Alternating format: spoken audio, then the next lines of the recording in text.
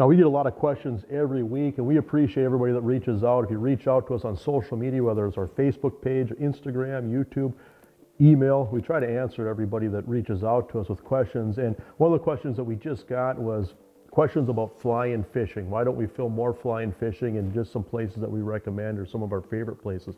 And you know, we try to do a few every year. I mean, it's really a fun break for us to go to a fly-in camp. I mean, obviously you go there because the fishing's phenomenal, and we've been to some incredible places.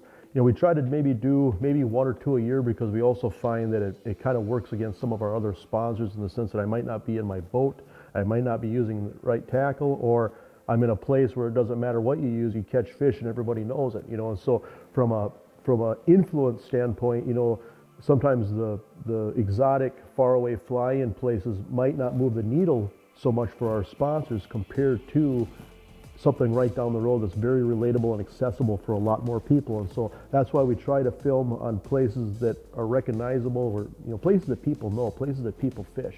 Well, that being said, if you ever do get an opportunity to do some of these fly-in fishing trips, I mean, there's some tremendous memories. And a couple of them that stand out to me, you know, places that I can vouch for that are just top shelf. Was it 2 summers ago, I took my son up to Alaska. We did a fly-in fishing trip with Alaska Fishing Safaris, I believe it's called. It's out of Bristol Bay on the Mulchatna River. And so we flew into Anchorage, and then from there we flew into Iliamna Lake, and then from there we took a float plane onto the river. We stayed in wall tents. They had a cook on site that prepared the meals. We stayed in wall tents, and it was beautiful. I mean, it's some of the most incredible scenery that I've ever seen, and incredible fishing. And what I was looking for with the Alaska fishing experience was I didn't really want to go out in a boat on a crowded river and catch 1 or 2 fish a day trolling. I wanted to wade. I wanted to, you know, be in a stream with either a fly rod or a spinning rod and basically, you know, catch fish from shore. And there's still some fly-in places in Alaska that offer some tremendous fishing. And so we went up there in July, mostly to target the king salmon. We also saw sockeyes. We saw a few chub salmon. We saw, oh goodness, we saw some grayling, some rainbows, Arctic char, but it was the big king salmon that we were up there for. And I would describe it as simply incredible fishing. I mean, we caught, between my son and I, we probably averaged well over 30 king salmon a day. I think the biggest salmon that we had or saw for us was 37 inches. You know, they get a lot bigger obviously in Alaska, but it's considered one of the last great king salmon runs, you know, coming out of Bristol Bay. And so that was a tremendous experience. My son and I talk about it all the time. And that's the thing, you know, this message that we just got, you know, and assuming that either your kids are getting a little older, maybe you want to do something really special for a graduation present, or maybe you're getting a little older and you realize that your parents are getting a lot older, and you know, there comes a point in life where if you don't do some of these things, the opportunities pass you by, and you know, pretty soon you just can't, you know. And so, you know, there's a lot of that where you just go up there in these special places and make some incredible memories. And so Alaska fly-in fishing was one of the tops on our list. Now, as far as other fly-in camps, you know, we've been up to Saskatchewan, we've been to Manitoba, we've been to Ontario, and there's tremendous opportunities, you know, across Canada. And it just really boils down to what you're looking for. And so if you really have a desire to target or see massive lake trout, Tanzin Lake Lodge is probably as good as it gets, okay? Specialize in lake trout. They do have they have some great pike fishing as well, but it's probably some of the best lake trout fishing on the planet. Now, Tanzin Lake Lodge is located way up in northern Saskatchewan. You fly into Fort McMurray, Saskatchewan, and then you take your flight in from there, in really nice cabins. They've, you know, again, you know, they've got a chef on site, you know, preparing great meals, really comfortable cabins, electricity, flush toilets, showers. I mean, you're not roughing it at this place. Really nice place, and some of the best lake trout fishing on the planet. I'm not talking about just catching lake trout. They catch enormous lake trout. I mean, this is a place where you can catch 40-pound plus lake trout, and it's just untouched. I mean, you get up there and, you know, these fish, even though they live a long time, and most of these fish that get that big are pretty old fish, these fish just don't see a lot of pressure. And so Tanzin Lake Lodge is one of the very best fly-in camps for lake trout, and with the side addition of big pike.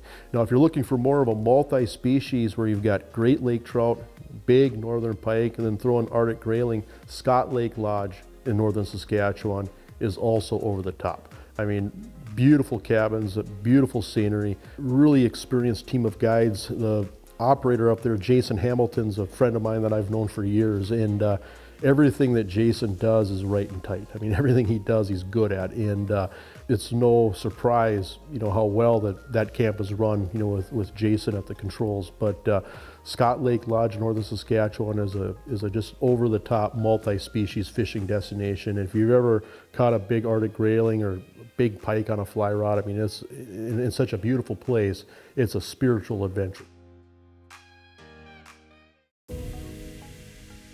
You know, if you're looking for big walleyes, trophy walleyes, Bud's Gunisao Lodge in northern Manitoba comes to mind, where, yeah, there's some big pike around in that water, but just a tremendous, tremendous fishery for big walleyes. I'm talking, you know, walleyes over 28, 29, up to 30 inches.